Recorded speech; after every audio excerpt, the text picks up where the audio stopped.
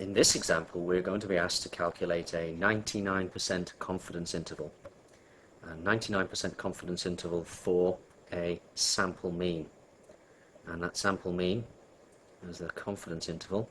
That sample mean is of size 50, and it turns out it's 15.21. We know it comes from a normal population, which has an unknown mean, but a standard deviation which is known and is 0.5. There's bits of information we can already get down on paper. So we can say that n is equal to 50. We can say that x bar, the symbol for sample mean, is 15.21. It's a sample taken from a normal population, but remember we know a lot about what this will be distributed as itself. This is a data item from a new distribution, and that new distribution will be the distribution of all such sample means, and they'll be distributed normally, as the parent is, with the same mean as the parent. Even though that's unknown, it will be the same as the unknown mean, but with a variance the same as the parent population divided by the sample size. And of course we know all of that by the central limit theorem. Now what does the confidence interval provide us with? Let's take the first example. Let's say that we have all our data items calculated somewhere between minus infinity and plus infinity. So let's say the first example we have there is 50, gave us a mean of 15.21. So it just happens that they look like that. When we've calculated it, that was the full extent, the line that had all the 50 samples on it, and we're going to calculate a confidence interval that places it between here and here. Now you might be thinking, well, how? I'll explain that by using the distribution.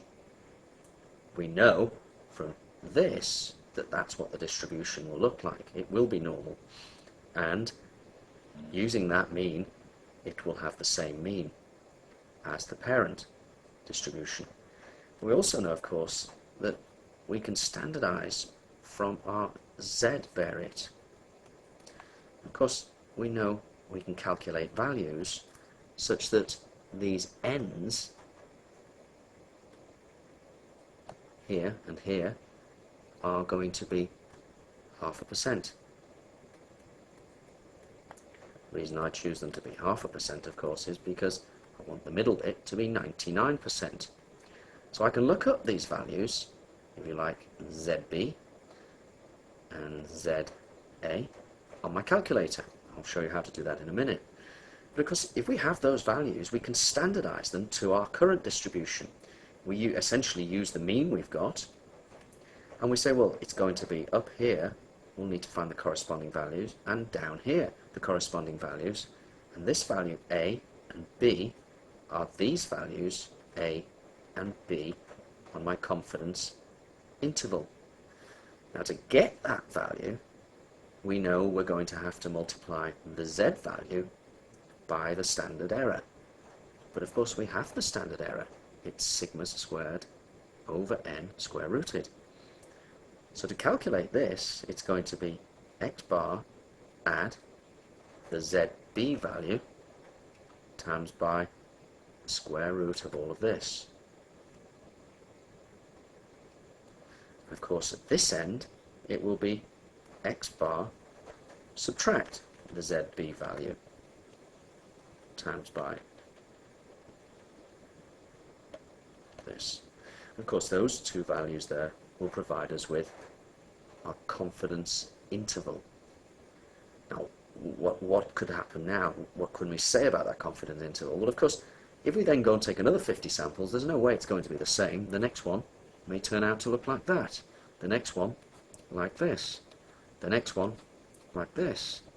The next one, like this. The next one, like that. All we can say, and this is what a confidence interval is that if we did, shall we say, 100 of these, we'd have a 99% probability